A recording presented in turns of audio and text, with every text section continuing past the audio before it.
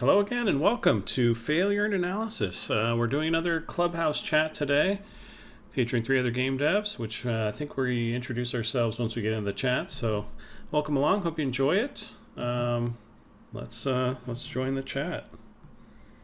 It's going to be scuffed again. I apologize, but for some reason, this is the format they want to do instead of. When it's the same concept. I guess that Clubhouse Discord. scheduled a meeting to go on their podcast and then canceled. So they're both kind of like they're in the doghouse with those hosts. What's up, Kevin? Hey, what's up? How you guys doing? Hey. Good. I haven't heard from you. I was talking with her earlier, so I don't know. She might be so. Yeah. Well. I pinged her though. Okay. I mean, we can get rolling with introductions, and maybe she pops in. I feel like we start with that somebody last week, and it was fine. We could just do that. You start with what? Well, I don't know if we do need to do introductions. I think we could just. Yeah, cool. At this point. Okay, cool. Welcome to what's up? No. Go ahead. Oh no, man! I got infinite hard drive space. We can do this all night. Okay, so this is Clubhouse Theorycraft episode 5. I think last week we didn't have a recording up. I know some of you were there, but my power was out, so I was unable to man the boards, as it were. And this week we wanted to talk about predictions on emerging games and trends, but before that, if you were here last week, we're kind of trying a new format where we would spend a few minutes talking about what we've been playing at first, and then go over some gaming news for a little bit, and then really get into the meat of the topic towards the end. So I guess I'll kick it off. Kevin, what have you been playing over the last week? Let's see. You start streaming at like 8 a.m. Right. What's going on? My stream schedule, well, that was the day before. It was like I started streaming at 1 a.m. So, yeah, my schedule is always completely messed up. Yeah, so what I've been playing, there's so many games on my list for 2021, but I've been trying to level a character for TBC. So I've been playing some classic WoW. I've also been playing Final Fantasy XIV, the last expansion. I'm up to Shadowbringers, so I've been playing that to get through the story, which has been pretty good so far. And then a smattering of other games. I've been playing State of Decay 2 for the first time, even though that's an older game. Today I just picked up Domina, which has been a blast because of the Twitch integration, and will lead into one of the things I think is part of the future. I think that's about it. Yeah, tons of games. I try to do variety, but I don't think I'm hitting the right amount of variety I'm trying to do on my stream, because I've been really erratic lately, but there's just so many good games to play right now. Despite everyone always saying I'm bored, there's no good games to play. I feel like there's so many. Yeah, I've been just playing that It Takes Two game a bit more, and it's a lot of fun. And I think probably have one more gaming session in a couple hours, and probably will be over. But yeah, it's really good. I recommend it. Yeah, I haven't tried that one yet. Hey, just a quick note. Luca, you're really loud compared to Chris. Is there? Oh, I can turn myself down. Yep. Is there a way? I don't see a way in Clubhouse to adjust volumes like you can in Discord, but. How's this compared to Chris? Is this better for you? Still a little loud compared to Yeah. Kevin. But now? Yeah, that's Maybe good. it's just That's good. okay. Better. That's good. Yeah. Okay, now I can turn everything up. Yeah, sorry about that. That's why, probably. Yeah, no worries. I'm cheating. I know I am. Thank you. Yeah, my passive audio engineer flex. I need that checked from time to time. That's cool. I have the fires of Valheim have been relit with my extremely casual once a week group of older people. We finally got our shit together enough to get to the swamp Nice. and are getting our butts kicked all over the place. And so it's been really tense to just start encountering enemies that can take you out in 2 hits again. The poison mechanic is really kicking our ass. And so we've had a couple instances of like we land on the beach like Normandy and like 2 people die, and then somebody immediately gets back in the boat to try to keep it away from the monsters. Like I ran deep into the woods. I found a temporary shelter and I like held out for 1 night so that I could make it back to the beach and try to build a portal. Meanwhile, everybody on Discord's like watching my stream while, you know, running around naked at our main base like 1,000 nautical yards away. Like it's really fun to move to new areas and feel like we're really setting up here. Yeah. But I am starting to feel like it's cool watching the division of industry between like me and all of my friends whenever we hit new areas and just start fanning out. I discovered carts, which was hype for me, so I could bring back as much wood as I wanted. But then like when you're starting to try to get everybody together towards the next thing to do, I feel like it's kind of like when you go on vacation with a bunch of your friends or your family and like you're trying to get everybody out the door by a certain hour, where it's like you want to leave at 8, someone else needs to work out, someone else hasn't finished like putting on their makeup yet, and it's just like it's kind of a pain in the butt. So you tend to just be like, let's just spread out, and people just aimlessly build and chill for a while, but having a blast. And yeah, so hopefully I'll finish that game by 2024. We'll see how it goes. Before the last 3 bosses are out, you'll try to get it done. Yeah. I know. Before they release in earnest and wipe my progress. Yeah. Welcome, Candace. Hello, late as usual. I'm sorry. I was deep in this design document that I was writing. It's always fun. Sounds like you have a real job. That's not cool. Yeah, I don't want to do this.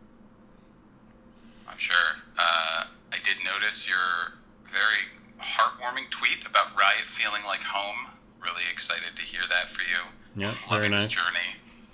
Yeah, it just struck me today so in my previous jobs working virtually, no one had adopted or fully adopted the virtual desk paradigm, which is like, for those who don't know, it is a Discord channel or another program like Discord where you make certain rooms that are called like Candace's desk or Justin's desk or something like that. And the idea or the expectation, should the whole team be adopting it, is that people chill in that Discord channel all day. Or just whenever they're available. Like when you get up, you have to have the discipline to like remove yourself from the desk and stuff like that. And I was really, really skeptical because I think both the companies I worked for previously tried to adopt something like this and it just didn't work out.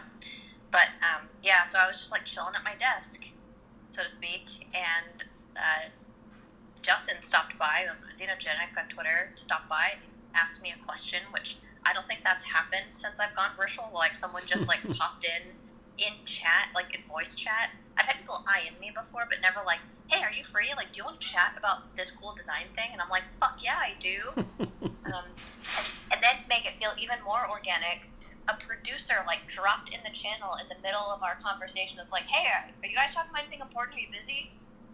And I was sharing my screen also because that like adds to the feeling of you know, you're at someone's desk. And so I was just sort of like milling through the stuff that I can't talk about. And the producer's like, yeah, I saw Candace's screen. It didn't look like it was anything like too important. I just wanted to ask you 2 real quick questions since you were in the same place at the same time. And that just felt so weird because that's so normal in real life, but not normal when you're working from home. And then like we answered his question and the producer like went away and we just resumed talking. And I was just like, that was so weird, but it was so normal at the same time. That's interesting. So what costume do you wear in the VR chat once you put the goggles on? What's your VTuber alter ego? Yeah. Is one of you a taco? And all right. Yeah, so I was just, and you know, I'm just getting along so well with the people at Riot. It really just feels like a second home already. So very nice. Just very happy. Amazing. That's great. Good to hear nice, warm stories coming out of Riot. The more the merrier. There's a lot of gaming news this week. Chris, you went in and just flooded it with bullet points on Monday. Eager beaver that you are. Is there anything you wanted to kind of lead off with we got some new bullet points yesterday that are pretty big. I don't know where you want to start. Yeah, let's end on those ones. But yeah, I think some of the stories I saw today was just that there's this really interesting survey, or kind of not survey, but really kind of like data that was released by Delet, which showed that that Generation Z, which is kind of like the generation after millennial,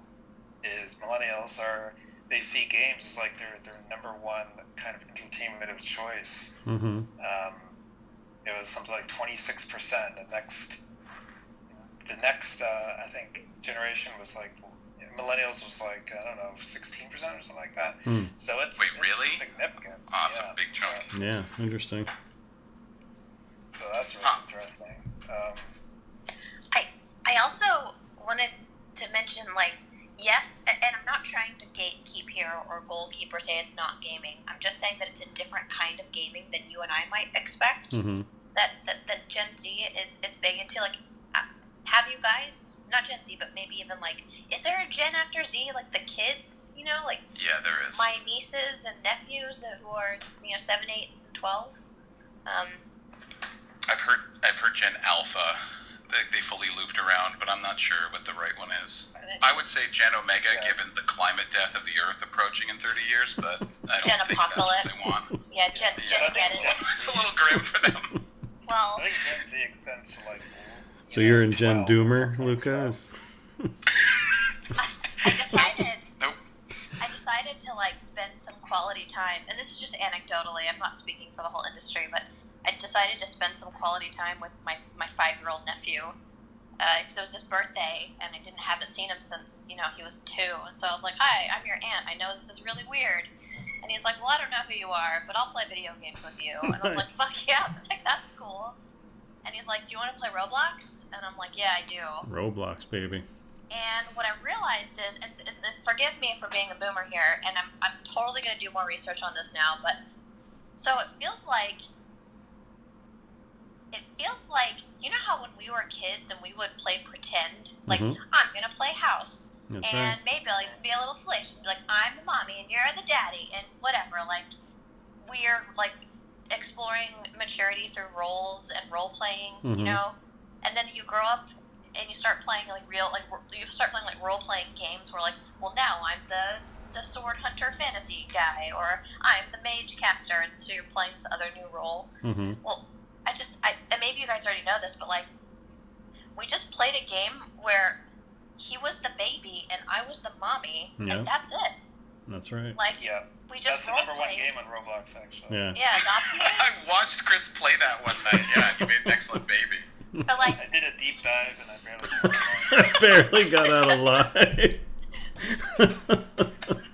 and I Deep was like, undercover. I'm not even mad about this. This isn't like gripping gameplay or anything, but we're playing pretend, and I feel like if I had been at his house, we could have actually played, house. If he wanted to be like, treat me like I'm a baby, I mean, I'd have to ask his mom first, like, is this weird? Are you okay with this? But like, sure, like, I'll make you a bottle and stuff, but like, yeah, I'm very surprised, but not surprised at all. I'm like delighted by the fact that the next generation loves to role play as much as I think we do.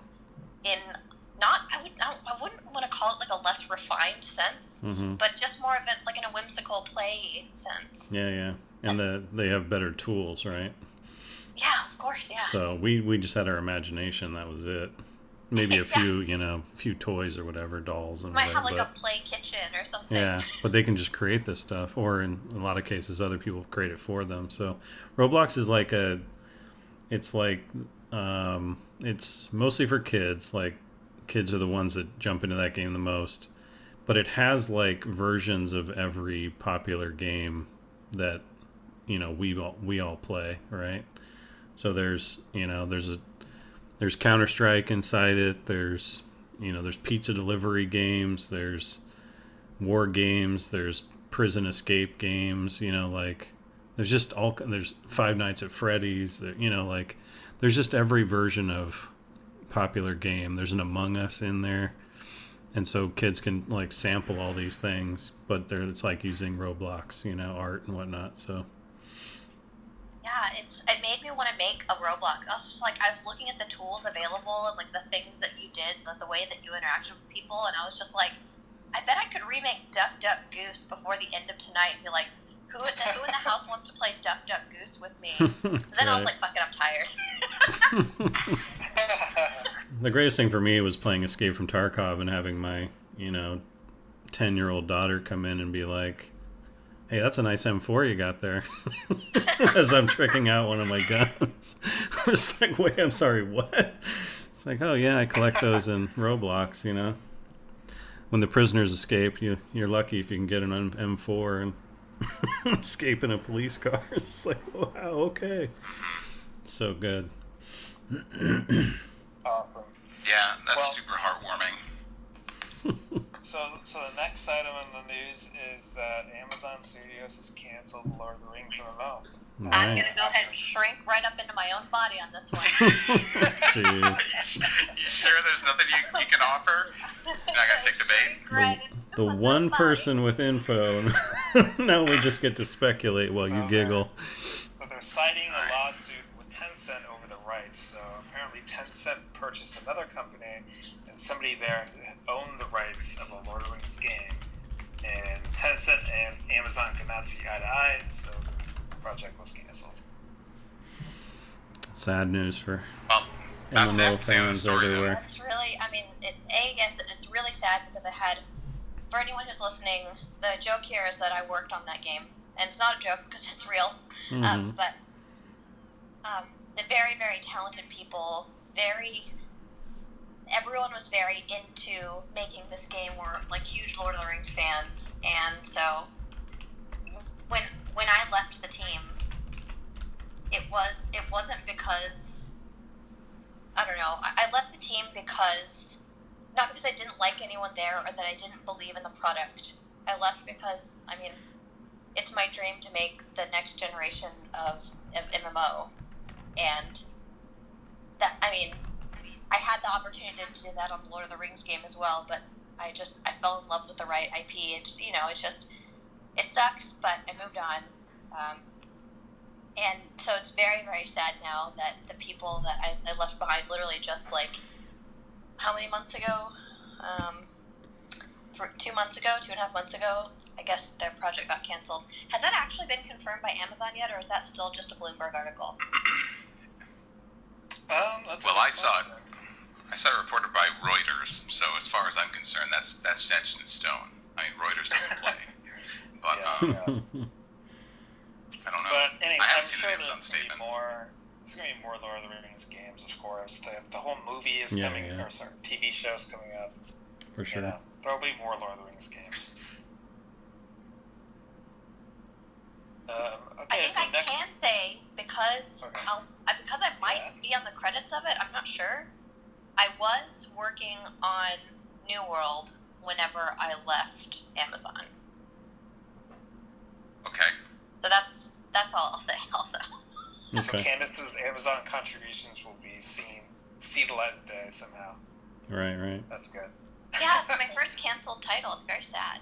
Yikes, yeah. Yeah, that's normal. So, okay, next line item we had was a Days Gone director went off on some rant on Jaffe's podcast. Did you ever watch that, Kevin?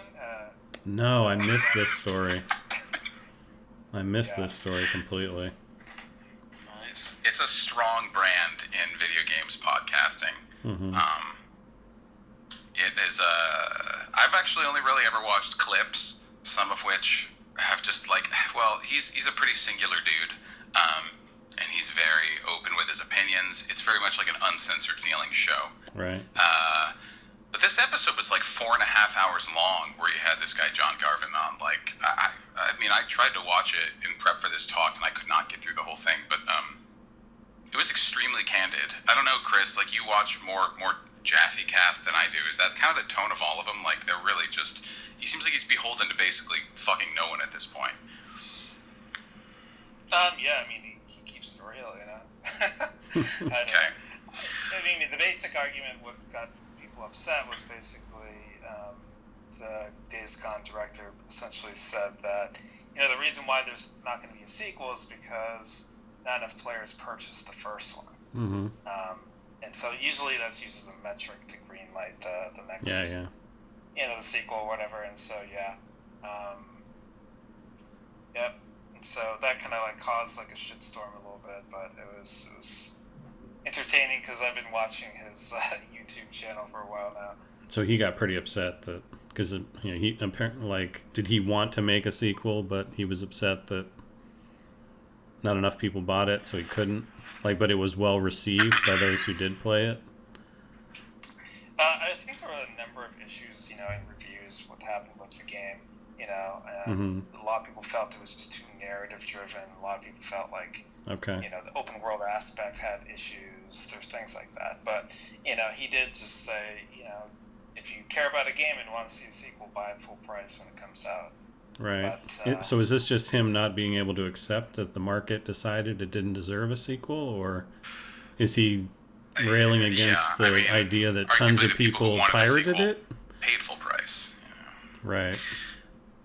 I don't think that it's not like, it doesn't seem to me like Jeffy had him on because they were looking to like spill the tea or just like what's the detail with Days Gone 2 not happening. I think that is just the sort of one like lead line that everybody has grabbed from the podcast, but he seems like just a major fan of Jaffe's and his directorial style and everything. And I didn't realize how deeply embedded in the industry John Garvin's been. Like, I played Siphon Filter when I was a teenager and completely forgot that there was like that sort of Metal Gear Solid clone running around the same time. And I guess Days Gone ties into it. The world's connected.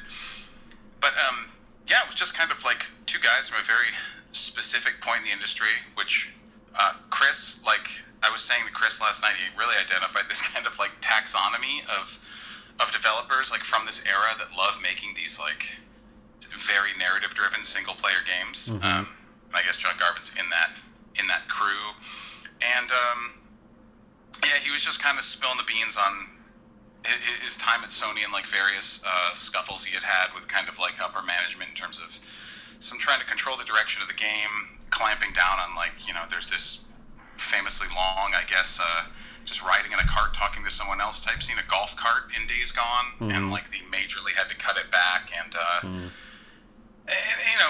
and also two guys kind of, it very much has, I don't know, it's Clubhouse, so to me it comes off as like two guys basically trying to tread as loudly but as carefully around what it's like to be like a nuanced yet sort of aggrieved white male with opinions in the game development industry today. Right. And like how to make the types of things you want, how to deal with consumer backlash over like representation versus their own reputations, and sexual maturity in games, and making sure everything's all balanced. Like, it's pretty, I don't know how to describe the tone of the cast. Right. I don't know if I can deal with 4 hours of it, but it was like shop talk, like if you've been working in the industry for a while, it's a very familiar kind of tone between the two dudes. It's like old school.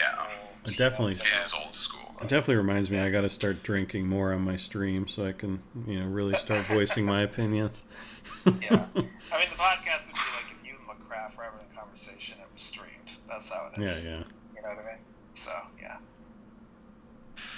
And then the last news item we have is the most recent one, which is Jeff Kaplan has left Blizzard after 19 years. Yeah. Big story there, and it was actually kind of personally shocking to me, just because I always kind of imagined Jeff would finish Overwatch 2 before he'd leave. Right. That is interesting. I think they were in a team on Overwatch 2. I've spoken to a number of them since the announcement. They were kind of shocked that he'd leave this early, so it kind of just seems like he has some sort of conflict with higher ups or with Activision or something like that, and that's kind of spurred interesting him leaving early. But maybe you have inside information, but at a certain point in the game's development, right, you kind of go from, hey, we figured out the big and interesting problems, now it's just execution. content churn, right?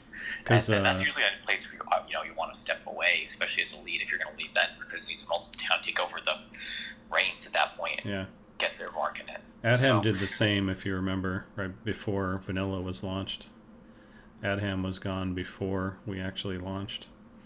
But he did obviously laid the foundation for Vanilla WoW, like tons and tons of the early work. So yeah, he might have felt like, and it also probably comes at a time. I don't know how the crunch schedule's like on Overwatch 2 or anything, but like when you have a fair amount of money and like you've been crunching a ton, like all the little annoyances just get to you more because you realize I could just go do something else, like so. Whereas everyone else is waiting for the payoff, the rest of the team is waiting for the payoff. Yeah, that's an excellent point. And also, I mean, looking at the timing, right? I mean, like at a certain point when you've built a project like that a couple times in a row, you kind of want to just go back to building things with your friends too. So it wouldn't be surprised me if you bounced over to Bonfire and hung out with Rob again, or just took some time off, because, I mean, like I'm at that stage right now on a project where we've got most of the really big problems solved, and I'm like, cool, I've done the cool shit, but now the rest of it is just kind of labor work. Maybe it's time to hand that off, And so, I don't know, I kind of just feel that when I think about Jeff. And Aaron Keller, right, is a very competent level designer and has been for years. And it seems like he's the right one to be doing single-player Overwatch or even group against PvE Overwatch, right? Mm-hmm. So Aaron's probably been actually doing a lot of the execution on that for a while. So I don't know that it's going to be that dramatic a transfer of power. Yeah, I don't think so either. I mean, that certainly is like either the most charitable or the least controversial, however you want to put it, like explanation for him departing mid-project. But I think Chris kind of raises a fair point too. From folks I've talked to, it didn't seem like anyone was expecting him to leave midway through. Yeah. And all my love to the people that I know working on Overwatch 2, but the optics on it have felt really weird to me from the beginning. Like, right. I mean, the announcement around BlizzCon when even Jeff came out first and like had to spend most of his time justifying why they put a 2 on it, like as if he was getting in front of this preemptive criticism. It just, I feel like I still don't have a really strong sense of what that game wants to do, which is normal. It's not released yet. It's not like we need to know all of the gory details, but there was a playable build on the floor like 2 years ago, and I honestly kind of didn't love it. I mean, I love the original Overwatch, but I felt like, to me, it felt kind of like a DLC sort of execution of the concept, and I know that was a common criticism. This isn't like some insane take or anything, but I just don't feel like they've really put a lot out there to show people that they've evolved the design since. I don't know how hungry the community is for this kind of news, but like, I hope Jeff's, he left and, got what he wanted and he's going somewhere else, and maybe he's just, cracked the bottle on the ship and now it's sailing off with everyone making content. But I hope it's on a good course, basically. Right. It is very tough for everyone else. Like, speaking from experience, when Alan left, like, regardless of where he was at personally and that he felt like it was a decent time to leave, it definitely impacts the team in a way, like when you lose your leader before it's done. Like, it's like, wait, is there something wrong? Is there something I don't know? Like, it can be an unsettling experience. And if there's any questions about, like, internally what the game is supposed to be or trying to be, in addition to the doubts that we might have, being in the fan base, that can be compounded by, your leader leaving. Yeah. So, I mean, 19 years is a long time, almost 20 years there, so... Yeah. Fatigue is certainly an element. Yeah, it doesn't not make sense, but again, I still think it's suspicious that he would leave before at least Overwatch 2 was in a state where it's basically, just have to, like, put it out the door. Yeah. I still think that's a lot of work to do still to game. But well, and also that's 1 year before getting the coveted crown. right? I know, right? So that's a little Oh sus. my gosh. I didn't even realize there was a crown. Is there really a crown? There's really a crown, and it's Yes. awful. That is so I weird. look at it, I'm like, I don't ever want that thing. I immediately think of the It's not burger. hand forged at Weta or something. Yeah, I Yeah, immediately it's think of the burger, burger place scene in Role Models. Where they're all sitting around the table with the king. Anyway, I don't know if you guys remember that. I thought about staying, because I was there 13 and a half years, so like if I just stayed another year and a half, I could have gotten the ring. Mm-hmm. And I was like, man, I should just do that, which is the silliest thing ever, because that ring would have ended up costing me like in the 6 digits of money or more. Mm-hmm. So, Yeah. You better have real power Yeah, I ring mean, when powers. I left in my email, I did put I wanted that damn ring too. So, back then, It's a great reference. Yeah. Yeah, I just moved and actually found my sword. It was stashed in the corner of my storage cabinet for years. I pulled the damn thing out, and it's now completely rusted. I'm like, well, that was interesting. No. So Yeah, Now you rough. get to restore the blade and fulfill the prophecy. So That's I right. got my shield back. So at Blizzard, they give you a sword at 5 years, for those who don't know, and a shield at 10 years. And mine was on the wall above my desk, mounted before we left for COVID. And whenever I left the company, they sort of unceremoniously tucked all of my belongings into boxes, and they were like, come get your shit, everything you own's in a box to the left. And when I got my sword back, or my shield back, it is like, I don't know what happens to brass, but I also don't know, like, it was sticky. Like, and so in my headcanon, there are these people in, like, biohazard suits just walking around the Blizzard office, like, delousing it with just, like, fire hydrant, like, or what is it? Fire extinguishers of, like, sticky substance, just like... That's nasty. Oh, no, Yeah. that was to get rid of the cooties. That had nothing to do with COVID. That's just my stuff, yeah. Hose it down. Just don't use a black light when you're looking at your shield. I got some brass polish just in case I could fix it, but yeah, it looks pretty rough now. I wouldn't even want to hang it up now. No. That sucks. did they ever announce Did you guys what the sorry? Oh, it's okay. Did you guys actually do the actual game predictions? Not yet, no. No, that's no, where we are we're gonna now. get to that right now, I think. Oh, okay. Yeah. So Kevin, you said you had some lined up already, so. Did I? I feel the exact opposite. Actually, one occurred to me just recently playing Domino, right? So, but in general, yeah, like I always, rather than new genres, I'm always just, pulling my hair out at the untapped potential of so many of the genres that we have. Like I see so many of them, so many great genres going more towards the dead state rather than meeting their true potential, I feel. So having played Domina today, I do think there is a genre for Twitch integrated games that's just really starting and has a lot of potential. Like Baldur's Gate 3 is going to be using a fair bit of Twitch integration. I don't know if many of you saw the beta from last year and how that worked. And Domino uses a ton, which is really fun. It pulls your, viewers right into the experience. They get to be gladiators and they get to die horrible deaths, and everybody cheers. And but there's very few games that have tapped into sort of that play thing, and it's still a pretty small-ish market in terms of total player base. But it does have the ability to really explode, as we've seen with games like Valheim and Tarkov have really benefited from Twitch exposure. So I think indie games that try to leverage, Twitch integration can do themselves a lot of favors in, finding that exposure if it's fun to pull in viewers and it can be entertaining in its own right.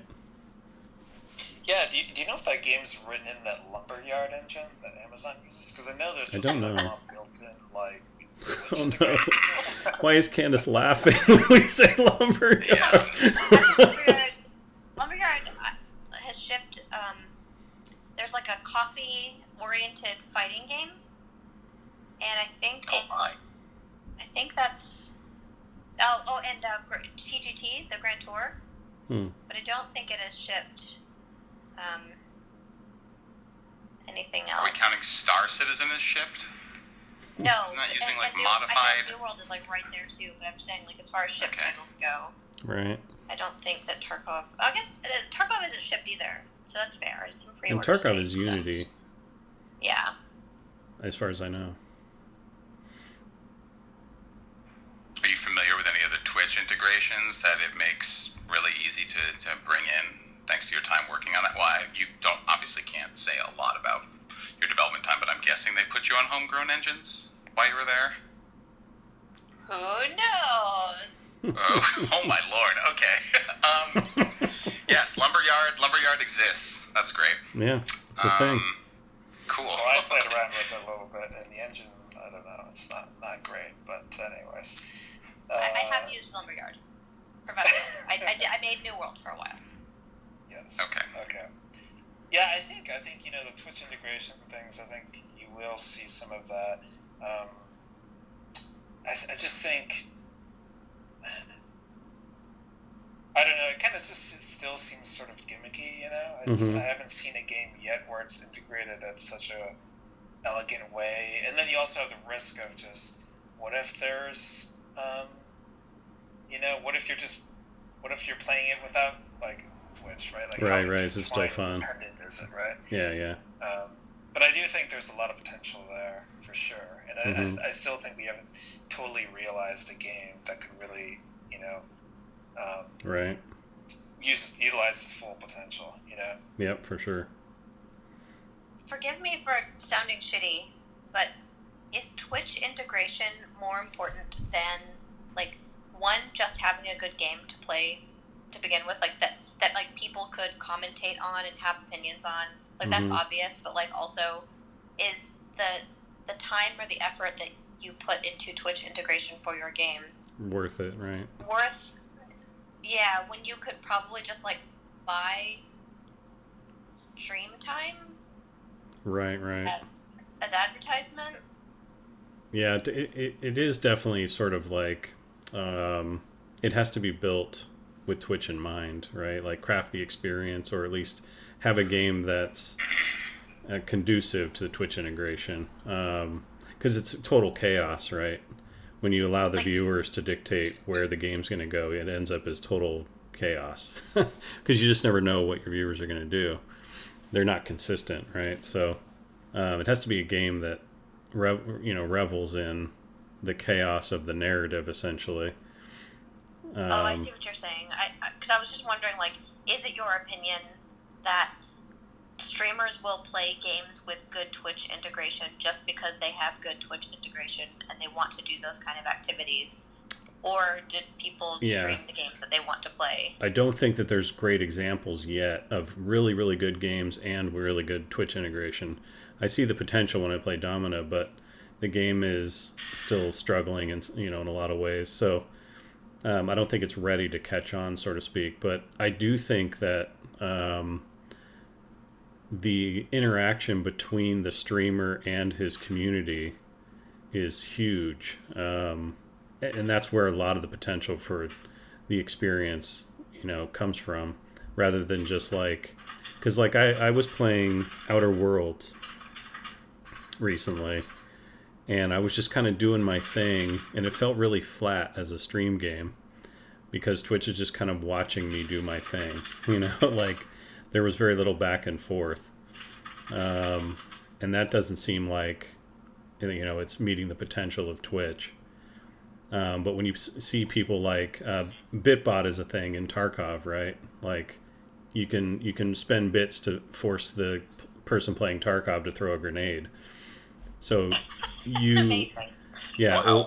or yell something. So if you're trying to sneak around and suddenly they're throwing grenades and yelling stuff, right? Like it can totally get you killed, right? So can you also like promote people from your Twitch chat as scabs in the game, maybe? Well, you can't, but that'd be dope. Yeah, like I think the potential is there to create a game that tries to leverage the viewership and create a story between the streamer and the viewers, because I think that's what a lot of viewers really want is, like, if they love just having the streamer say their name out loud, right, because they read a message of theirs, then being a part of the story of this video game is like a home run, in terms of, like the viewer experience. So I do think there's potential there to tap into, but it is still, very niche, and you could definitely make the argument that it's gimmicky. So this is not particularly sexy or surprising, but I think we're going to see, in terms of new game genres, a surge in these semi-sports games. I think we're going to see a whole bunch of those where, it's a bunch of players on a team playing some sort of variant sports ball against other people, right? They've just seen a lot of interest in that space and the growth of esports, right? Even though it's more like League and Overwatch and so on, has led a lot of people to the natural conclusion, well, let's go back to sports, but now you take advantage of the digital space. So I'm expecting to see a surge there. What's an example of one that's emerging right now? So I can, Google it. Sure. You want an actual example of one. These are ones that I see in development. But I mean, the first one, right, is Rocket League, right? You start with Rocket League, look at how that was basically soccer with cars, right?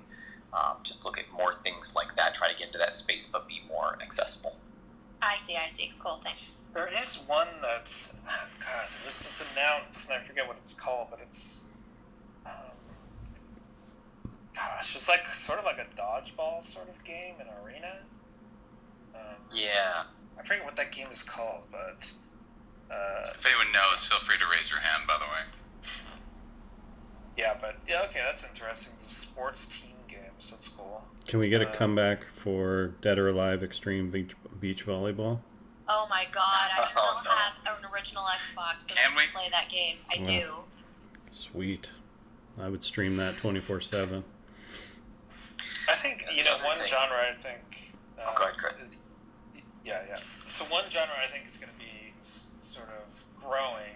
I think you already see it a little bit now, and certainly with Among Us. Essentially games where it's kind of like low skill, kind of, not to say that there's no skill to Among Us, but, the skill ceiling is lower, and it's kind of more, the really objective of the game is to really hang out with your friends and have an excuse to do something. So it's kind of like almost social, like escape room games, or like puzzle sort of things, or even if it's like D&D or it's adjacent. So kind of, smaller games that are replayable, that really leverage the social aspect, and it depends on who you're playing with rather than what the actual game is. Right. I think those are going to be bigger and bigger and bigger, and I think Among Us is really kind of proven out that thesis that there's a big demand for these types of games. Yeah, there's the a games that I Betrayer. love are really deep system games that have all these different things you can learn and master and all that sort of thing. But I think for a lot of people, that's not really what they're looking for. They're just looking for an excuse to hang out with their friends and chat and then do something together. Yeah, just social party games, but in the digital space, especially with the pandemic, are really powerful. Yeah, have you guys checked out Rec Room? This is basically one of those platforms that's trying to basically have hey, bring a whole bunch of people and play through a short game experience, in addition to having a hangout room with voice chat. I saw one that basically had this hallway, and they gave you a bow at the beginning. It's a VR game, and as you go through this hallway, right, with your friends, there's just a sea of the B characters they have in that game. But you all have a bow, and you're shooting little spiders and wizards that are popping out of the walls like a spooky haunted house, right? And I would just love to see more stuff like that, just kind of mass-produced by, player content, essentially. Because I think that's kind of those, you want those fun hangouts, but you don't want, necessarily long development times or things like that. Just interesting variants on that concept that players put together. Yeah, Rec Room's a really good example, yeah. So, Luca and Candace, how about you guys go, and then we can bring people up, too, who want to give their ideas. Luca, you go, because I'm still just trying to wrap my mind around. Okay. gosh, I'm gonna have just the most pleb takes on this. But I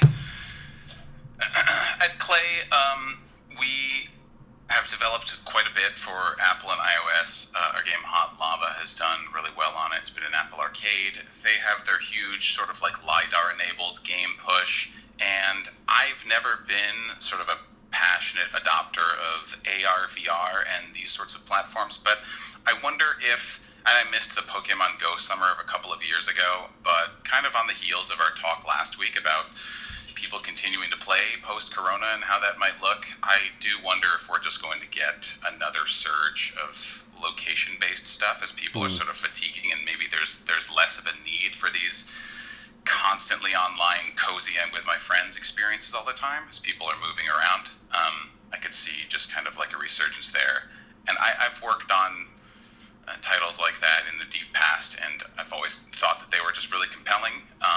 Anything that gets people moving or has some kind of like teaching function, I really go for. So I'm hoping for more of that kind of stuff. But again, it's tough to know what'll hit. I am really heartened by just how seamless the mobile kind of PC big box crossplay was, between Genshin and such last year. And I do think that for as much as core gamers resist this idea of, don't you guys just have phones, the easier it gets to move between those worlds. Maybe we will start to really see mobile hit the AAA shores in a way that feels frictionless to that audience. And it could coincide with things opening back up. So, yeah, not a very inventive new genre answer, but that's something I've been thinking about. Yeah. I'm wondering, curious what the, in the pandemic world, is the Pokemon Go, like, game design encouraging people to stay away from each other or meet up in the same place? Spread out, everyone. Well, they just had a new game system to avoid other people. Right, yeah. Yeah, I think they've done similar stuff to basically like Tinder passports, where you can be like browsing for matches in other cities and stuff, and they let people remote into these sorts of raids and events. Yeah. Yeah, I don't keep super up to date on the Pokemon Go design day to day, but I do know that they've made some adaptations for the world we've been in the last year. Yeah, and the ad tech is killing it too. So. Yeah, go ahead, Ken. Oh, I was just going to say I had a weird one, but if you're still talking about that topic, I'll let you finich. No, it's on you, Zell, if you have a weird one. Oh, God, I have a lot of things. I'll actually just say that, what I want to see a ton of, and it's really hard to design and even harder to get backing behind, I want to see a ton of asymmetrical games. Right, things like the Twitch experiences that Kevin mentioned, and games where different players interact in dramatically different ways within the same world. I don't think we're going to see a surge of those because it's so hard to make, but I would love to. Yeah, that has my mind spinning for sure.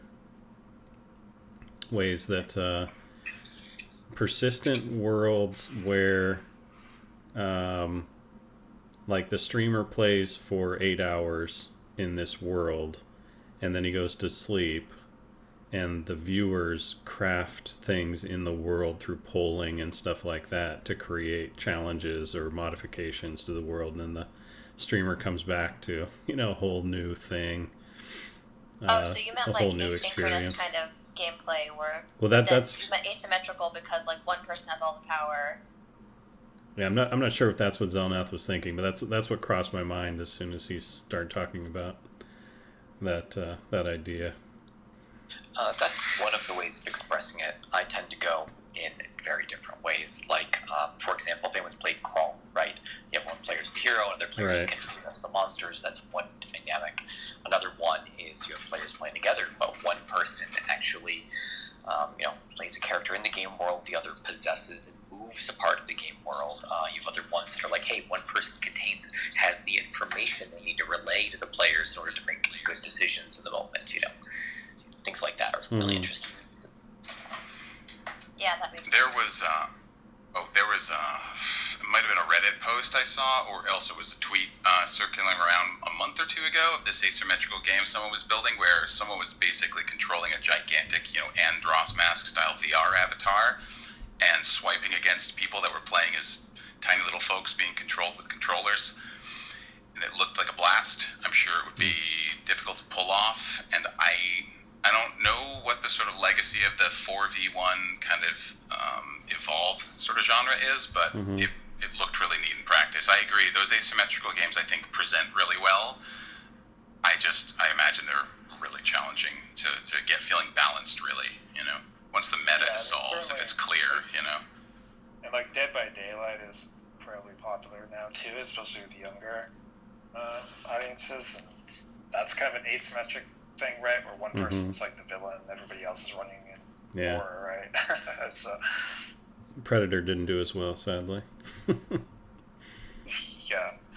By the way, if anybody else wants to give your take on predictions on new game genres, go ahead and raise your hand and we'll bring you up. Okay. Actually, go ahead, Ken. Here's my weird one, and I think there's like a whole field of study for child psychology that we need to do, given like the modern child, and not the child studies that were done in the 50s and the 60s, before an internet existed. I think that games that let children feel sophisticated and like appear to older people, not appear, but as a peer, right? So that's what Among Us is really good at. When you see someone in Among Us, you have to assume they're someone that is, or maybe you don't have to assume, but you think like this person is someone who's going to be at my same intelligence level, and they're going to be my same age. And you see this happening a lot. Like that's why kids like to play Overwatch. They like to feel, and they won't speak because they don't want to, let everyone know I'm just a kid. So the more you can, it's not like a role play thing, but it's more of like I get to prove how grown up I am kind of thing. There's a whole lot of study that needs to be done for this, but I think that a game that lets kids get to feel sophisticated will be big. So far, the games that let kids feel sophisticated are still rather childlike, like Among Us and Roblox. Well, that was WoW back in the day. The adults can adopt, and then the kids get to feel like they're among the adults. Yeah. That will be huge. Like, that was huge I have for a kids personal back story in... on that topic. Real quick. When I was 13, I actually worked for a French video game company called Cyberjour on this little Growl online game that's basically running around Zelda, like Zelda 3.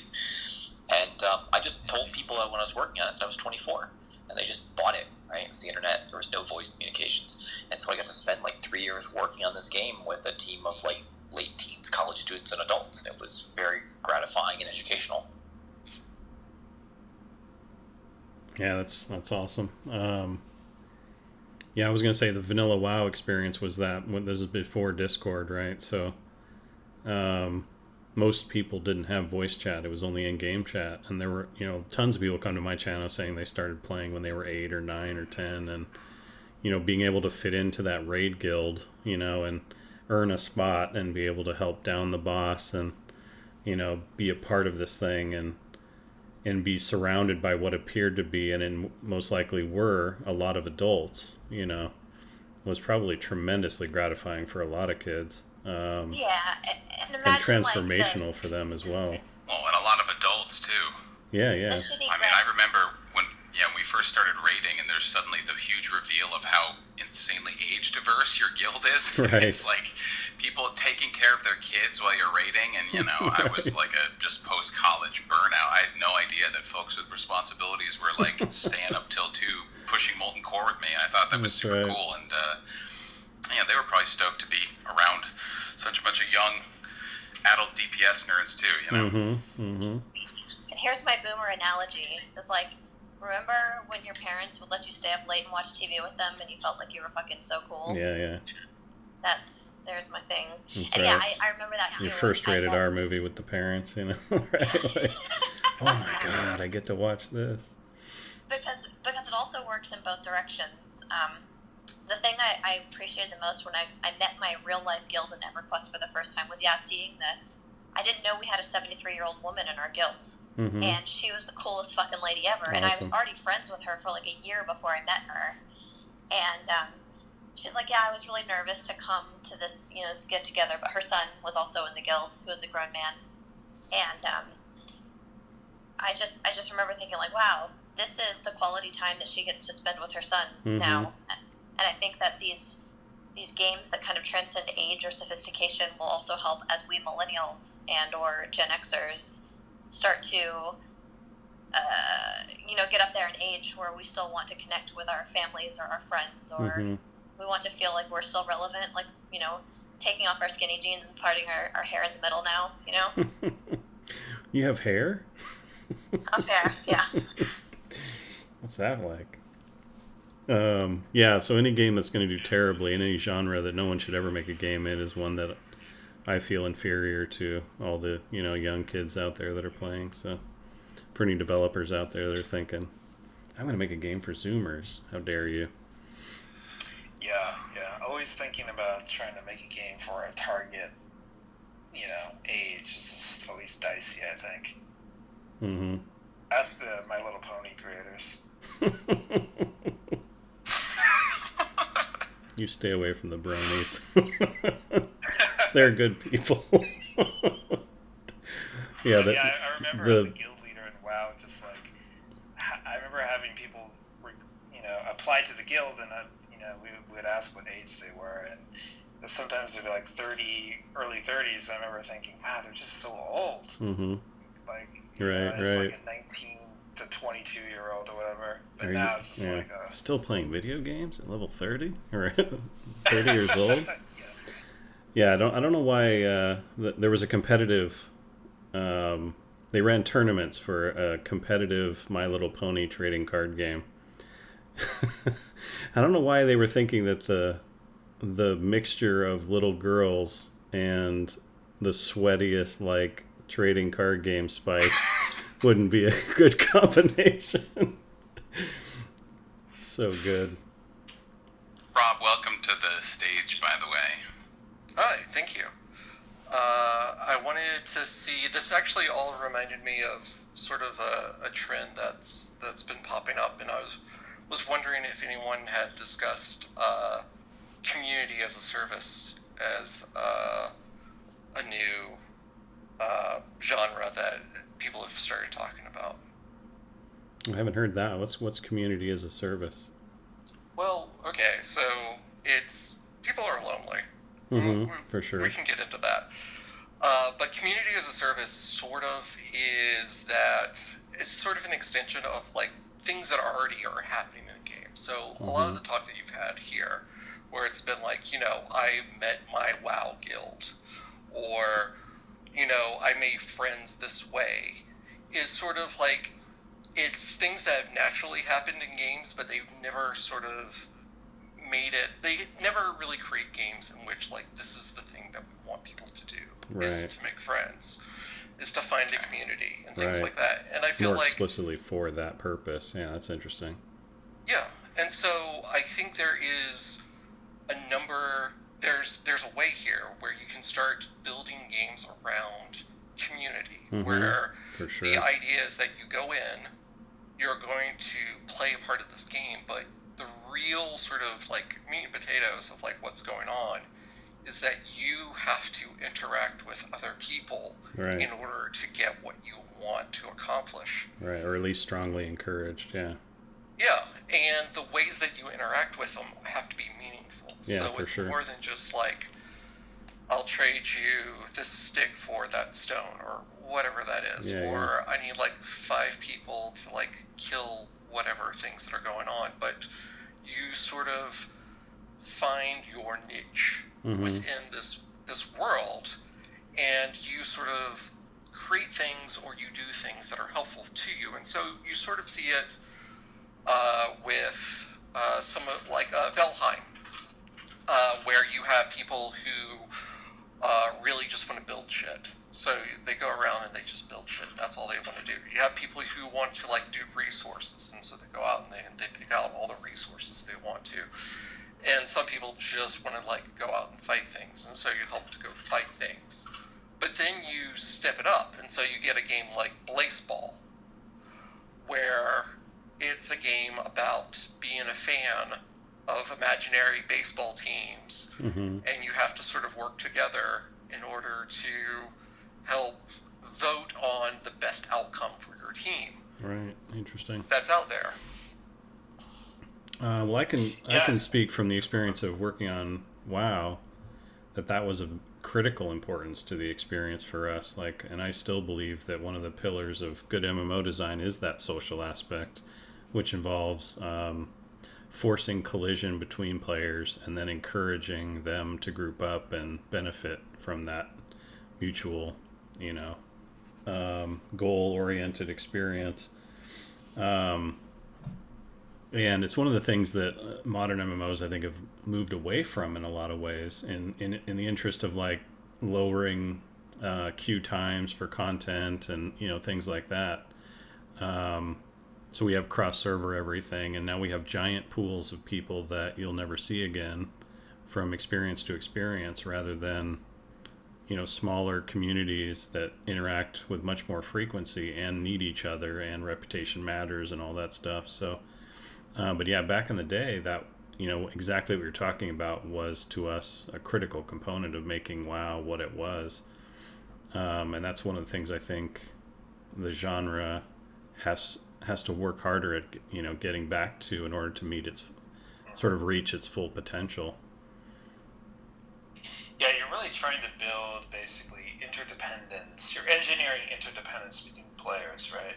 Like you need, like you were saying, you need to, because I see this also in Valheim, where some of my friends are the builders, some friends don't hate building and they want to go gather things. Some people are the hunters; they just want to go kill stuff. Right. And you got to create sort of an economy and a game and systems to really make them all feel like they're contributing and that they're, all kind of want to rely on each other. I mean, because that's how real life is, right? So, yeah, exactly. And different people with different interests and skill sets can really shine in each of those different areas. So they get to be special, and they get to be, well sought after or desirable in a community sense.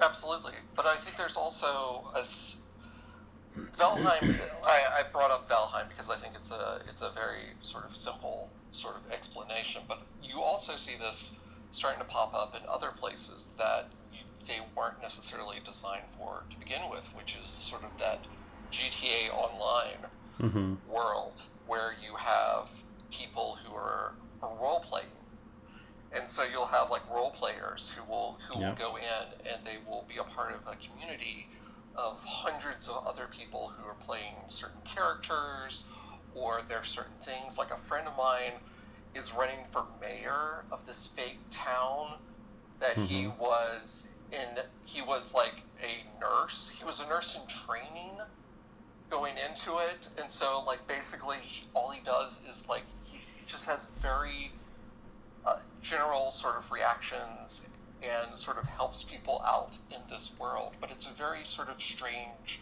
sort of connection where it's like, okay, maybe not everything has to be like focused on like we have to accomplish this thing, but we can have this sort of experience together and get to know other people within the world a little bit closer, more than just like the action or the verbs that are being presented by the game itself. And as Candace mentioned earlier about Roblox, I think if the kids today are heavily into that role play experience, then the teenagers of tomorrow are going to be looking for games that are more sophisticated or more adult or more mature, at least seemingly, to continue that sort of experience potentially. So definitely seems like a market that's growing. Yeah, it's just nice to have that market officially. Oh, sorry, man. Oh, I was just going to say real quick, another game to look out for a lot of these sort of system designs is our favorite MMO designer, Raf Koster's Playable Worlds company. He's working on an MMO that will have a lot of these sort of, old school ideas like from Ultima, where there's a role for everybody, there's interdependence, there's a world that kind of has scarcity and all that sort of thing. So yeah, I'm super fascinated with what he's learned from Ultima, in terms of that kind of stuff. So putting that knowledge to work in the next game of his will be really interesting to see. Yep. Actually, CJ, if you're still here, I noticed your hand went up earlier. earlier in the show or whatever, and I wasn't sure if you had something you wanted to add to that particular topic, or if you had something that you wanted to ask. I know that we glossed right over you, and I'm sorry.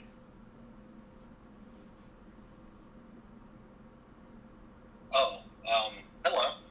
I was raising my hand to talk about the, I forgot his name, where he got in trouble for an interview. He was basically saying that they're not doing the sequel because... Oh, right. Days Gone director, yep. Yeah, the Days Gone thing. And I felt like one of the big points from everything I read about that you guys kind of glossed over was that one of the big things he was saying is that if you like a game, you should never buy it on sale and only ever pay full price for it. Because apparently on sale games just don't sustain a studio. And that was the big thing, because, gamers are... gamers are... With Steam gamers. And everything. Everything's cheap on Steam, right? Yep. Gamers have learned that buying things for full price is ridiculous, because there's always a sale coming around the corner. So, and we're gamers, so any expectation that we buy things at full price is, fantasy. Like, regardless of how true it might be, it's just not going to happen, right? Yeah, and I feel like that kind of extends into the hot topic of a lot of companies are attempting to raise the base price for a lot of console games, right? Yeah, or they offer super packages and season passes and all kinds of cosmetic upgrades with the hope that whales will, the whales will sustain all the people paying half price for the game. Yeah, but I mean, I think the thing with Days Gone is it's challenging to create a new. I mean, one of the most challenging things to do in the industry right now is to create a premium AAA single player only game. And that's not a service. Yeah. Yeah, and so that is already really, really hard. And then when you try to do a new IP, that is really, really hard, right? And since it is a premium game, you have to pay $60 up front. A lot of people just don't know if they want to trust it yet. You have to build an audience, you have to build fans for the IP, right? And so if you have like $200 million project, $300 million project for the single player game, and it just doesn't return enough profit margins in that initial game, then a lot of the studio stipulations is just that it needs to make a certain amount of money to warrant a sequel. And I get all that, and that's how the industry has traditionally worked. But it's just so much harder to get people to fork out $60 for a new genre single player game. Like, how do they know it's going to be good? Yeah. I mean, I get that. At the same time, like, as a developer, though, that's what I want to be fucking building, right? I want to go make Dark Souls, but you're, a cat or whatever, right? And just have some crazy divergent single-player experience. I don't want to work on that, just FYI. I've never hired Go ahead. That, Kevin, so. Okay, fine. Change cat, cockroach or spider or whatever. That's totally cool, yeah. Okay, great. Also... Another thing. The point being, though, that, right, those are, like, the potential for crazy different experiences are often in that space. Because when you bring in multiplayer, you bring in so many things and so much, for lack of a word, you kind of accessibility and dumbing down you have to do in order to hit that critical mass to find people who will play with you. That it's just really hard. So it ends up being, just feast or famine.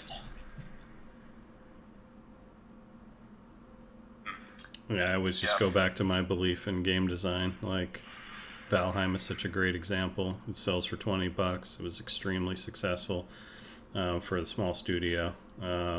So not a whole lot to make, but still relatively very profitable. It doesn't compete with like any games as a service type of thing. That's big budget, but it does show again the strength of the of game design's role in making really profitable things. Yeah, and I think ultimately, we have to make a decision of, because because the budgets for these games keep going up and up and up, right? God of War, the latest one, its budget is astronomical. Cyberpunk's budget was out of this world, right? It just, and if the players keep purchasing them and they keep getting a following, they're going to keep being created. But it becomes harder and harder for a director who wants to make something in that sort of kind of category, because just the games are just so expensive to make. Yeah. Yeah, money is a real thing, and I feel like in the world of free to play, people they want everything cheap and on sale and stuff. But I mean, it's our careers. Like, as much as everybody I know of in games got there because of passion, at the end of the day, we still have to pay rent, right? I still have to pay for daycare and all this stuff. Yeah, for sure. Money's a real thing, and the industry will not succeed without money coming in. Obviously, right? Yeah. I mean, that's why I feel like the dream era of games will really happen if we ever get to universal basic income. That when people could, if they really want to, just make their crazy game for a year and then not fear about losing their life. Yeah. What do you guys think about fan-owned companies like Legion M? Unfamiliar with that. Sorry, fan-run companies like fan-owned. So we're moving into more of an NFT-driven and Ethereum-based market, right? So as digital currency is going in and that becomes a finance option for developers, what's to keep people from investing into game companies themselves and just making money off of the games that they want to purchase? I think that's probably something that's coming. Does anyone know where the dust ended up settling on Fig? That was a huge initiative several years ago. I know with some of the ex-studio heads from Double Fine and Scribblenauts and such. Obsidian, Not Scribblenauts. Yeah, gosh, I can't remember their name. Fair. Anywho, yeah, it was early. Yeah. Interesting Double concept. But Fifth Cell, that was it. Okay. Yeah, it was in I Exile. don't know. Have they launched anything off that? I don't know. I mean, there's a lot of legalese that folks have to jump through in order to really pay things out in the traditional way. I suppose if you want to fund shares of ownership with crypto, you get to conveniently skip all that until regulation catches up. So that's probably appealing for companies doing it now. I don't know. That's the biggest room for growth until the regulations pop in. It's like, hey, you offer, look at Sandbox. Sandbox is like, hey, we have sand. And it has a direct, Ethereum trade out, which goes to a direct cash trade out. So what's to say if someone playing the game on that platform, they could essentially empower, I'm just saying, they could empower the players to actually make profit off of their platform, which is kind of what Roblox's disguise was and Minecraft's disguise was too. So it could, you could finance games you want to play. Yeah, it's the next evolution of crowdfunding that puts more money directly in the hands of developers. I mean, you're essentially already financing the games you want to play by voting with your dollar. I mean, that was Garvin's one sort of distilled point I remember him getting to, is the only language that these folks understand is money, and so if you need to vote, that's what you have to do. And so buying a game at full price is a statement. In that case, not enough people voted for a sequel effectively, that it so it didn't happen. But I mean, I'm sure we're going to continue to see innovation in that crowdsourcing space, and it's becoming more and more frictionless to get that money around and track and distribute ownership thanks to building things on the blockchain. But when the regulations do pop in, that does start to become a bit of an accounting nightmare. It's easy to do for right now. I suspect we'll see some companies doing it, but I think you eventually run into a lot of the same problems that you might have with a game that's massively crowdfunded, even on an existing project like Fig. Once you start having, gamers love to blame the shareholders and shareholder-driven public companies as the problems and the reasons why their games have microtransactions crammed in them and they're not as fun as they used to be. So once gamers themselves end up becoming the shareholders, don't they just end up having to start confronting some of the same difficulties that companies the actual development team does? I think you might it's not going to be a silver bullet that solves things. It might let No. sort of more interesting games collect money than they would, but that's not really any different than Kickstarter. I would be. Yeah. Do you have any idea, like any examples of games that have been kind of not only crowd funded but sort of crowd stake held like that have come out? It sounds like it'd be a pretty fraught process. I mean, too many cooks in the kitchen is a saying for a reason, you know. Well, you could say League of Legends is that, right? In some aspect, even though it wasn't a finance thing, it was pretty much fan run. Well, so Dota certainly was, but there were hundreds of, or if not thousands of, Warcraft 3 mods that were nowhere close to as successful, right? So, and this is going to be the problem with anything like fan made or fan designed. Every once in a while, you're going to get a person or people that are a group that is really, really talented, and most of the time you're going to get, very mediocre or far worse. And so, but then what happened with Riot is, a company was formed out of a mixture of the very talented people that worked on Dota and seasoned veterans of the industry that were also very talented. So I'm not sure that that's strictly a great example, but that's what the first thing I worry about is any kind of, I talk about democratic design and a lot on my channel. It's just like Luca was saying, it's very fraught with potential for failure. There's just too many people that are gamers and they're not necessarily designers or artists or programmers. But I think a majority of the market now is mid-core, not necessarily gamers anymore, right? So I think what we're seeing is consumerism is moving more into interactive experiences versus just straightforward one solo game experience, right? Twitch is far larger than most of the gaming demographics out there, and the viewership is kind of dictating where the industry is moving. I think the subject of the room was like, what are the new genres? And I'm like, maybe the genre isn't games. Right. Yeah, it's an interesting. So that's what I'm kind of looking at too. I'm doing a lot of research and putting a lot of money into figuring this out as well. So I'm curious everybody's input. One thing, if I can hop in, one thing you can do is gate the interaction of the community, and like let's say they control matrices around. Like we're building a card game, and we discuss this often.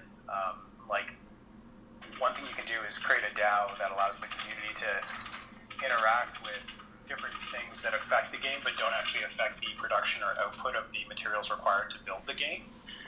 Let's say like there's a deck of 250 cards, plays similar to Magic, and there's a matrix of attributes. So if the community decides to vote and nerf a card because it's OP, they can do that, but they can't actually create the cards themselves. Right.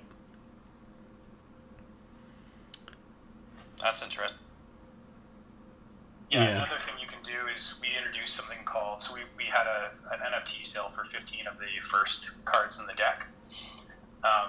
In doing that, we also released a masterpiece of each card. And one interesting thing we did, I think it's interesting, is so there's, let's say one of the cards is called Recon. There's 20,000 of that particular card. It has a rarity rating, and it has obviously scarcity is governed by blockchain.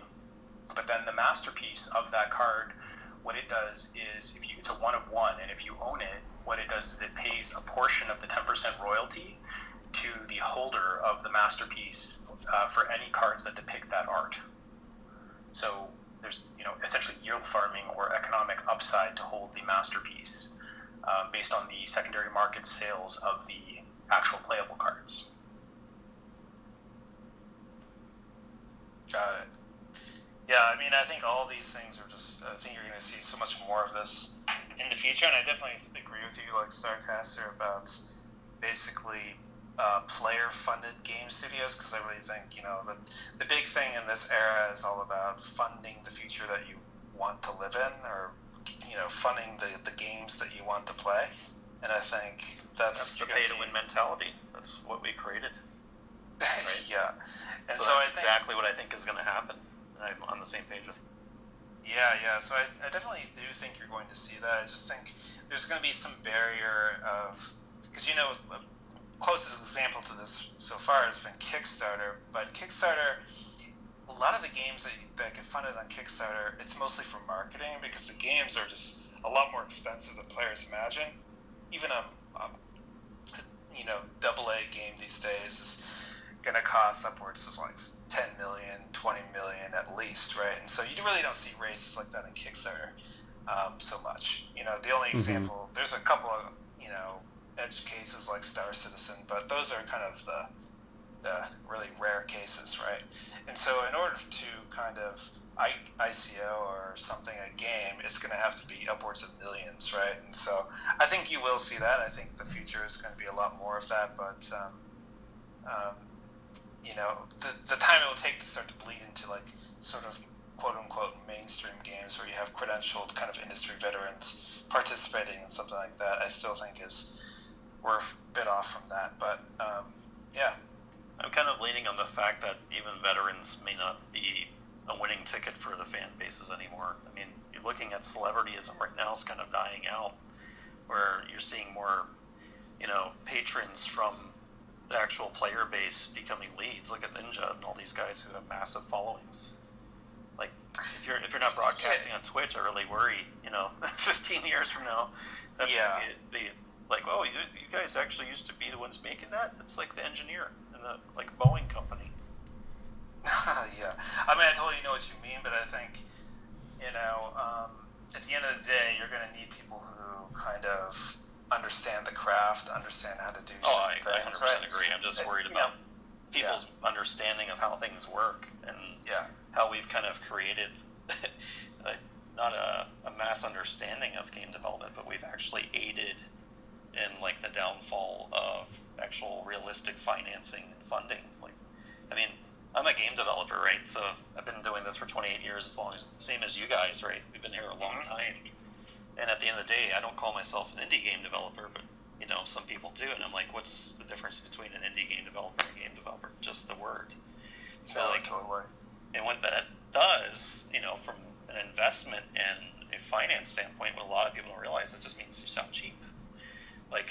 Oh, you make cheap games. Oh, cool. Really? You want to spend $2 million? That's way too much. That's where that fan base starts bouncing off. And I'm like, can you just stop saying that word indie? It's such a bad thing. Well, I think right now, what's sort of tired is really kind of the AAA studio. Someone tweeted out it's cringe to work in what was it, Luca? It's cringe to work in Fang. Fang is Facebook. Yeah, it was Fang. Etc. But now I kind of think it's almost cringe to work in AAA. It's you starting to get the stigma of, I feel like the indies, a lot of the games I play recently that I really resonate with, Valheim's a good example, is an indie game. It's not a game by a AAA studio, right? And so really the future is just all about giving players and basically giving anybody who wants to make a game the tools and methods to do it without having to code or having to have some crazy pipelines and all this stuff. And so you're going to see more and more better games in the future just because you don't have all the kind of barriers and bureaucracy that you have to go through at a AAA studio. Yeah, the best design work is being done at the indie level. So when I think of it as promising from a design and pure game sort of standpoint, and less about the profitability of it all. Yep. So according to the new game genres, since I came in late and missed everything, what do you guys want to see genre-wise? What is it that you're looking forward to, or what is it that you're doing? Well, we kind of went around the bend on it. That you can legally talk about. Okay, so I missed it all. Well, no, it'll be up online is really just what I kind of meant to say, and just kind of give a hat tip to that. Right. Well, we didn't say what games we wanted to see. We said we were talking about the games we think are going to be prevalent, which I think might be two different things. I do remember saying Extreme Beach Volleyball at some point. Yeah, that was Kevin.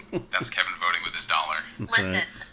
Not only is it very good Pong gameplay, but it's almost like a dating sim where you have to you have to get this girl to like you enough to want to be your partner, and like the best people, the strongest spikers are like really hard to date. Tina was not easy to get. That's right. And Did listen, you like it? I played a lot of beach volleyball. I'm asking as somebody who's worked on the game. That's why I'm asking. I played a lot of beach volleyball, Love and Dead or Alive and the Extreme game Beach Volleyball. itself is amazing. Like, I might joke about the visuals, as many people do, but the game itself was amazing. So A lot of people don't realize, like, culturally, Dead or Alive, outside of its Rever-esque style, like, the beach volleyball element was kind of designed towards women, and it was presented in a way like Barbie was. So it's like, we saw stats that more women played the game than men. yeah. Oh yeah. And Itagaki was like, see, I told you.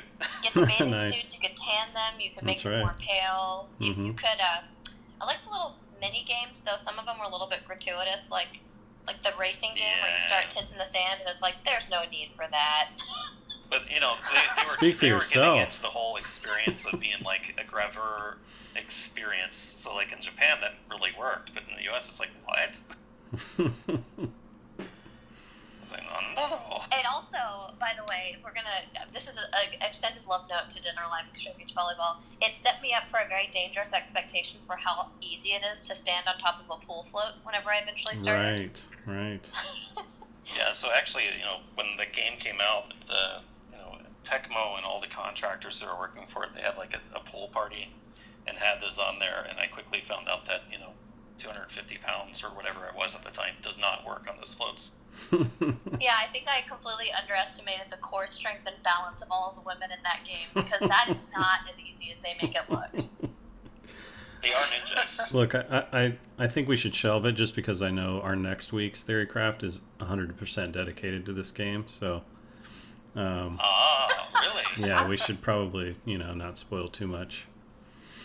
I had no idea this was such a resonant vein with everybody in this room. Seriously, awesome. Play the game. It's fucking good. It's great. Well, this is kind of where I was going. Like, Ninja Gaiden, to me, even, it, in general, is one of the best action games ever made. And at the time, it was so badly reviewed. They're like, this game is too fucking hard. I'm like, now you're looking at Souls. I'm like, well, go back and try to play Ninja Gaiden for the first time. Yeah, you missed the window by just this much. Yeah. So I keep looking at, like, game genres in general, like, going back to that and away from the tan lines, but, we've been trying ourselves to establish whatever we can possibly think of as a potential new genre, and one of the games we had pushed the past few years was a social sci-fi game, where you play as a first-person narrative, where basically you're playing as you, and, it was interesting talking to the investment side, and they're just like, oh, is this based on anything? I'm like, no. And they're like, oh, yeah, new IP. Yeah, you're saying it's just. How do you get past that? Yeah, how do you get past that sort of? Yeah, there's nothing quite like this, so we're not interested, sort of thing. Yep. Like prove out the market. It's the acceptance on the money side. Like, I can come off of a AAA project and see a company make $150 million, but you throw them something new and they're like, hey, I think this will be socially awesome on Twitch and people will play it because it brings viewership. And they're like, what does that mean? And I see the money side is like two sides. Like, even in the game industry, there's people on the money side who just don't play. And I'm like, are you even following what is trending? Do you guys know what's working? They'll say, oh, Valheim, because it's a popular word in the groups. I'm like, well, that game's been fucking done already. No offense. Oh, wait, maybe you should make Among Us. Like, 2 years in development, or like, can I slap you a few times and maybe ask you to not cry, or I don't know. Yeah, I mean, I think it's even, it's probably frustrating in the investment way to try to get a game funded that is not market tested already. But, even internally in bigger AAA studios, it's even harder, if not harder. The other thing is, like, the age range that we were aiming at is definitely not ones that are making financial decisions, right? We're aiming at a larger, more newer, what we call mid-core base, right? So everybody's like, oh, but you're focusing on mid-core. Ooh. So I'm always curious how someone approaches this in a meeting. Like, do you have to be back in a AAA studio, then outsourcing back to guys like us to get these kinds of projects going? Like, I don't know. Yeah, I mean, it's a good question, I think. And that's, maybe this comes to what you're talking about, is the way you just kind of just sell the game to players, and then that's how you can fund it, right? But I think really the platforms aren't really matured enough yet for that. Do you think the platforms are moving away with Metaverse?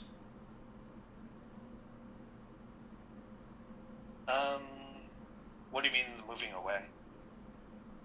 I'm just looking at the unification of content on a platform. So Epic's got $1 billion going into Metaverse, and I think people are not looking at it in the broad spectrum of it being like instantaneous access across different games with similar content. So I'm curious if it even needs a console at that point. Is it all going to be cloud-based like MetaHuman is? If that's the case, what are we looking at in terms of player adoption in the future, and what platforms do you think are going to be pretty dominant in that time period? Yeah, I mean, this is a rabbit hole. It's just kind of come on now, that's join me.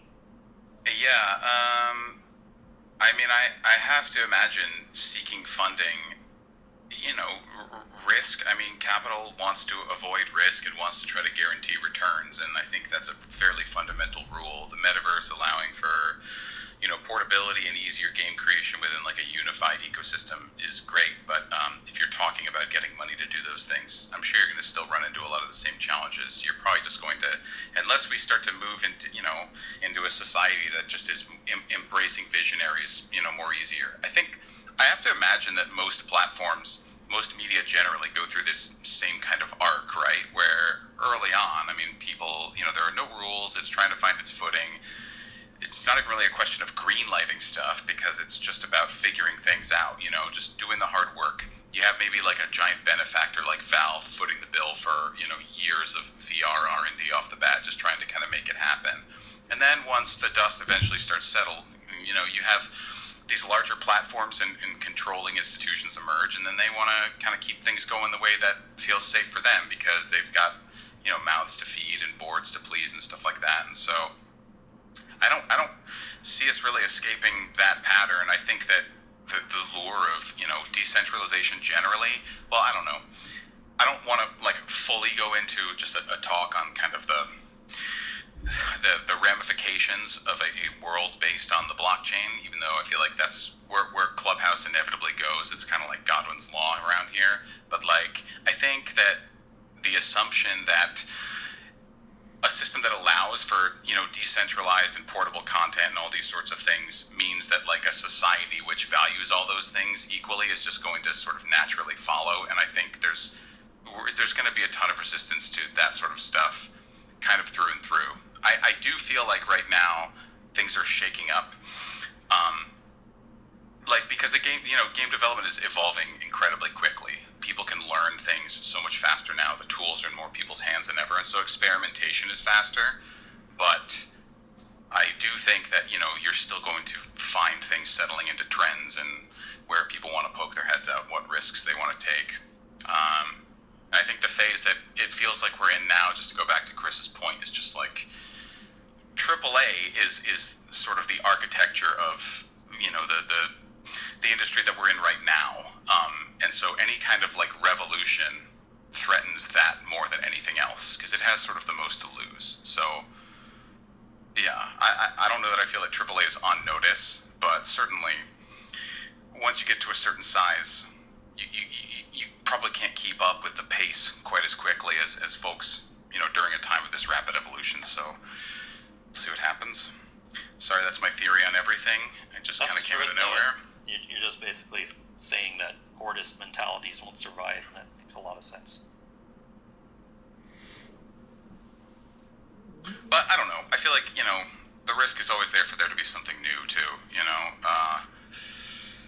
As soon as there is a platform which develops the easiest way for people to create games, mint things, transact, whatever, and so something gains sort of critical mind share, then the temptation for that platform to, write into their NFT smart contract or their terms of service or their store fee, some small amount of money that eventually becomes a friction point for people wanting to be on it, and then new challengers emerge. And I mean, am I just describing capitalism? I don't even know where I am now. Should we get back to games? We wrap up just as we predicted. Yeah, well, kind of bring this thing full circle. It's just like new game genres are essentially really, it's part of its like trends, but I think it also is really kind of underserved players. Like there's players out there who want to have an experience in a game which doesn't exist yet. And I think traditionally in the industry, it's like the only way the player would get a game like that is through a large established studio that is traditional. And I think we're starting to see this year has been so much like capital raised by startups, each with probably founders and teams that want to build a game for an audience that is underserved right now. And so I think at the least you'll see a lot more traction there. And then I think, in the future, really, is going to be, if we talk about the metaverse and the future opportunities there, players will be able to kind of, create their, have a lot more tools and the abilities to create their own games for the genres that they feel like aren't represented by the big studios. So I just wanted to jump in. Thanks for inviting me up. Rounded the corner with you all. I was really excited about the undulating ungibit simulator, which is beach volleyball. But I think everyone's pulling kind of on the same threads, whereas like AAA becomes more and more expensive. They're formulaic. They have to prove out thousands of hours. As we're moving away from box products and we're moving towards live service games, I think the designs are changing. There's more proven models. So the future of gaming then becomes the indie space where they can take the risks. And then as, again, pulling on those threads or bringing them back together as like Epic is pouring more money into the metaverse, like games are easier to develop. We're gonna see more and more interesting game designs surface because it's easier to make them. It's integrated into the full system. So AAA will kind of maintain the larger platforms, and then the indie developers will start to create these one-off experiences. Good example. Maybe it's not a great example, but like Inside, for instance, like if you look at that game, what they created, it's one of my favorite indie games. I think it's like almost the highest form of high art in video games ever. It's created. Almost perfect. Yeah. I agree. So if you take that and you try to pitch that to a AAA company, there's no way in hell they would ever make that. Like the cost, the development cycle, and what its success was will never happen in AAA. So, but AAA can, if I say AAA, like in the Epic realm, right? Like they have this giant platform. They're building all the tools. They have a lot of products in that space. If you could just and if I could take one string and pull it really far, it'd be like, oh, I'm playing Fortnite, and then suddenly, like, I just enter a portal, and now I'm playing Inside on the same platform, assuming that could be a thing, and I pay the entry fee. I think that is where we're going to start to see the new genres, which could be if we remove the marketing aspect, and you just rub up against really interesting products that are on that platform, I think we can start to see people make a lot of money in the indie space. People make high risk chances of making these experiences, but I do not think those are going to happen in the AAA space, just based on the costs. Like they're just not interested in making an Inside game. As much as Inside offered to the gaming community and the development community, and just that experience, I don't think any AAA studio would take that pitch and greenlight it and pay for it. Drew, I'm done talking. Yeah, thanks, Drew. I mean, I totally agree with you.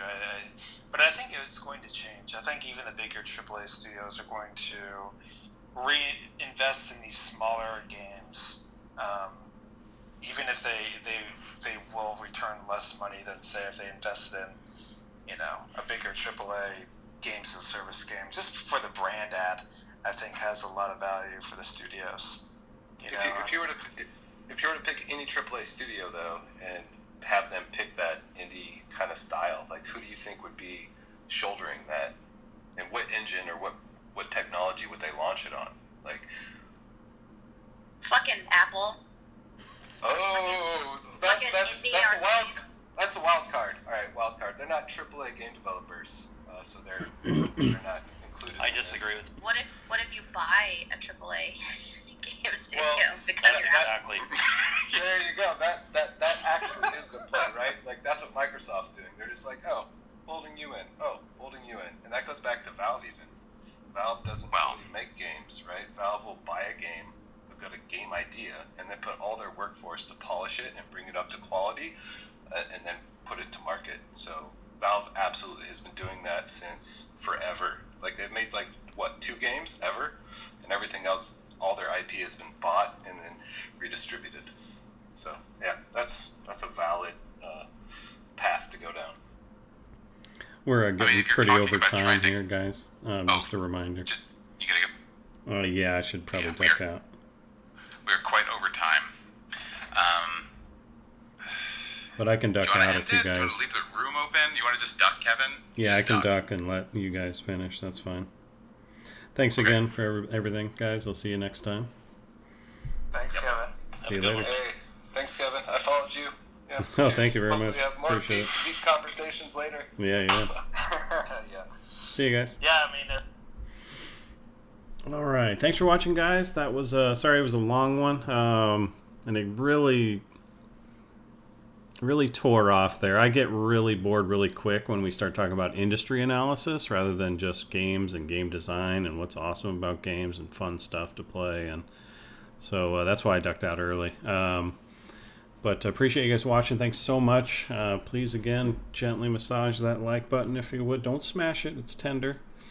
And we'll see you next time. Thanks very much for watching.